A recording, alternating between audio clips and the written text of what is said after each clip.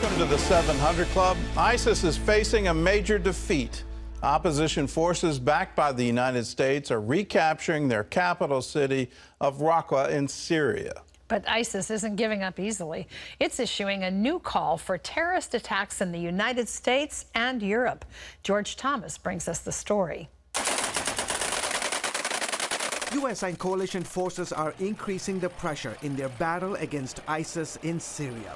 Our strategy right now is to accelerate the campaign against ISIS. Secretary of Defense James Mattis told CBS News that his order from the President of the United States is to eliminate the Islamic terror group once and for all. We have already shifted from attrition tactics where we shove them from one position to another in Iraq and Syria to annihilation tactics where we surround them. So now a major battle is underway as Kurdish and Arab fighters backed by the United States are carrying out an offensive against Raqqa, which had served as the so-called caliphate or capital of the Islamic State.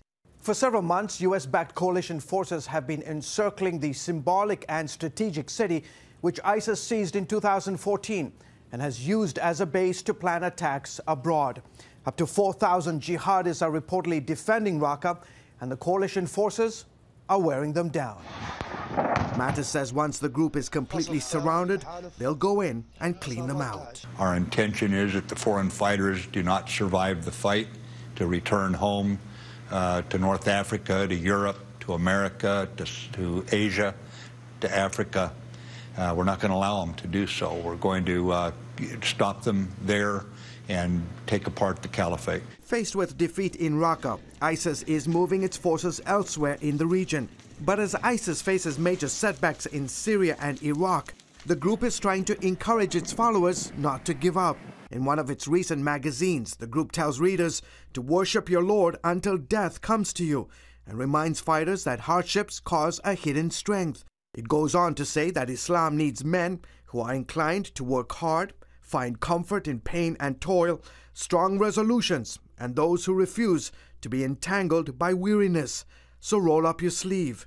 In an audio tape released this week, an ISIS spokesman called on supporters to launch attacks in the U.S. and Europe during Islam's holy month of Ramadan, which began 2 weeks ago. Since then, there have been 95 terror attacks by radical Muslims that have killed some 1,100, including people in Britain, Egypt, Iran, and the Philippines. George Thomas, CBN News. I will say it's very refreshing to hear a Secretary of Defense say our role here is to wipe them out. We need to eliminate them. That is wonderful news, and I certainly applaud it. They're a great evil, and it's time to stop playing with them. Let's take them out and show the world what this extreme ideology ultimately leads to. It ultimately leads to defeat. Well, here in the United States, Attorney General Jeff Sessions is appearing before the Senate Intelligence Committee today in the Russia investigation. John Jessup has that story from our CBN News Bureau in Washington. John? Thanks, Gordon. Jeff Sessions is the highest-ranking official to testify in the investigation so far. There had been discussion whether the hearing would be public or in a closed session, but Attorney General Sessions himself apparently wanted the discussions to be open to the public. Senators are expected to ask him about his meetings with Russian officials.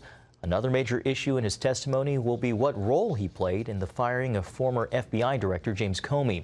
One Democratic senator pointed out that Sessions had recused himself from the Russia investigation, but then reportedly recommended Comey be fired. The president said Comey was fired over the Russia investigation, but the Trump administration officials have said there were multiple reasons why Comey was fired. North Korea is the, quote, most urgent and dangerous threat to peace and security. That's the warning from Defense Secretary Jim Mattis. He told the House Armed Services Committee that Pyongyang's continued pursuit of nuclear weapons and the means to deliver them has been increasing. He also said North Korea hasn't stopped its nuclear development despite United Nations sanctions. The regime has promised to build a nuclear missile that can reach the continental United States. Well, when the next war does come, what will U.S. weapons look like? And America's high-tech military drones are only the beginning. Future weapons may seem like they're straight out of science fiction, complete with robots running on artificial intelligence. CBN's national security correspondent, Eric Rosales, takes a look at the latest technology from the Defense Department designed to keep our military stronger and safer. Almost there. It may look like something out of Star Wars, but even R2-D2 couldn't hold a circuit board to this little guy. It's the latest bomb disposal robot. New advancements give the operator greater precision and even lets the robot think on its own. Our next generation systems are going to have more autonomous capabilities where you'll be able to designate a waypoint on an overhead map or on board a video screen, and the robot will automatically drive to that waypoint. This allows the operator to keep an eye out for the enemy while still driving to the bomb's location. Currently, the Department of Defense has thousands of scientists and engineers working at more than 60 DoD labs in 22 states. Their effort?